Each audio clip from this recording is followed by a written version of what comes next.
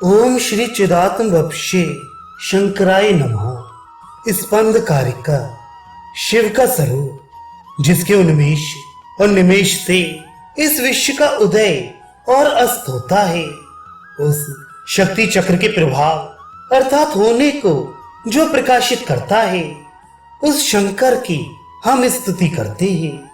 शक्ति का स्वरूप जितना भी ये सब स्थित है अर्थात सत्ता रूप में भासित है, तथा जिससे ये समस्त कार्य निकला है, वह अनावृत रूप ही है। उसका कभी निरोध नहीं होता। अणु रूप जीव का स्वरूप जागृत आदि अवस्थाओं में भेद रहते हुए भी तथा उनसे अभिन्न रहकर ही प्रवाहित हो रहा है, परंतु उसको अन्यथा भाव की प्राप्ति ना होकर, अर्थात उसका स्वरूप अनावृत ही है, जो स्वभाव रूप में उपलब्ध है। संवित कला का स्वरूप मैं सुखी अथवा दुखी हूँ, ये अनुभव जिस संवेदन द्वारा प्रमाता को होता है, यही संवेदनात्मक संवित कला है, जो सुखादि अवस्थाओं में अनुसूत होकर प्रमाता रूप में भावित हो रही है। अर्थात यह जो अभिन्न होकर भी भिन्न के समान भाषने वाला तत्व है, यही संवित कला का रूप है। अर्थात जागृत आदि का भेद रूप से अनुभव होने पर भी जो सामान्य रूप में उपलब्ध ज्ञान है, उसका स्वरूप आवृत नहीं होता, न अन्यथा भाव की उसे प्राप्ति होती है। उसके इस संविद रूप में सुख दुख ग्राह्य और ग्राहक अथवा भोग्य और भोक्ता के मूड आदि भाव स्पष्ट दिखते हुए भी परमार्थता वे नित्य स्वभाव है, उसमें यह सब नहीं है।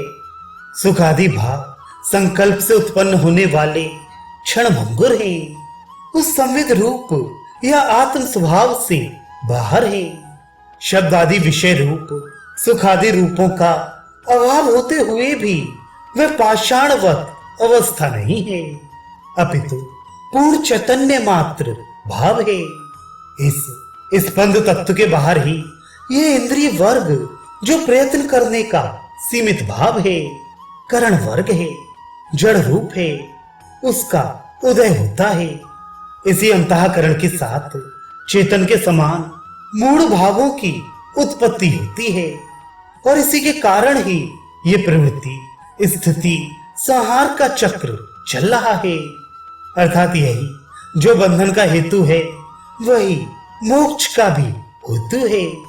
इसीलिए इसी के अंतः उद्योग उत्साह के द्वारा श्रद्धा पूर्वक योग बल का आश्रय स्वीकारने से उस स्वतंत्र तत्व की प्राप्ति भी हो जाती है, जिसके बिना यह सब मिथ्या है।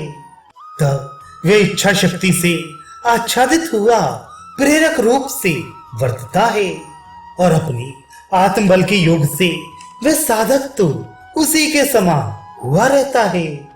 जब तक माया में आवृत है और आत्मबल का स्पर्श नहीं होता, तभी तक सुख दुख के चक्र में पड़ा रहता है।